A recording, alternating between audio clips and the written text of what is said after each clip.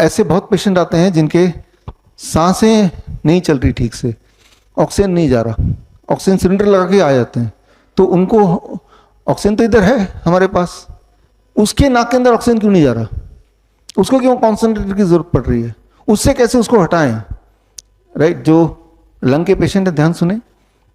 अब जैसे अभी आप और मैं एक जैसे बैठे हैं, अगर आप ऐसे करते हैं जैसे मैंने पोस्चर किया है, तो जब मैं ऐसे करूंगा तो आप देखेंगे आपको सांसें नहीं आएंगी।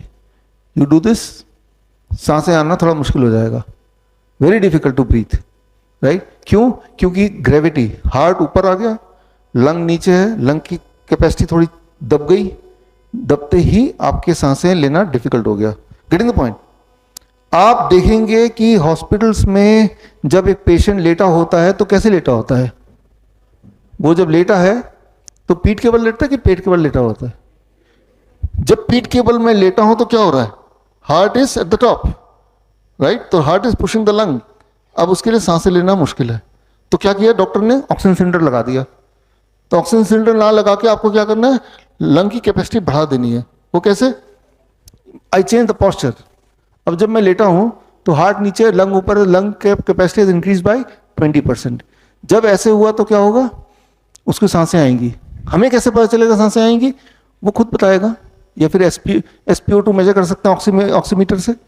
ऑक्सीमीटर का जो आप देखेंगे 15-20 मिनट में उसका रीडिंग जो 60 आ रहा था वो 80 हो जाएगा या 70 हो जाएगा, तो इसका मतलब उसकी ऑक्सीजन सप्लाई बढ़ गई।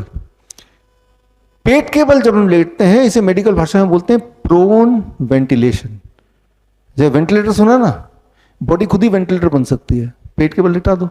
अच्छा, लिटाने का कोई ऐसा जगह नहीं है, तो अगर आप बैठे हैं, जैसे अभी बैठे हैं, और किसी को सांसें नहीं आ रही, तो हम बोलते हैं उसको डू इट लाइक दिस, एकदम लंग खुल जाएगा। अभी भी करेंगे, बड़े अच्छा सांस आ रही है, डू इट लाइक दिस, सांसें आने में दिक्कत हो गई, डू इट लाइक दिस, सांसें आने में अच्छा हो गया।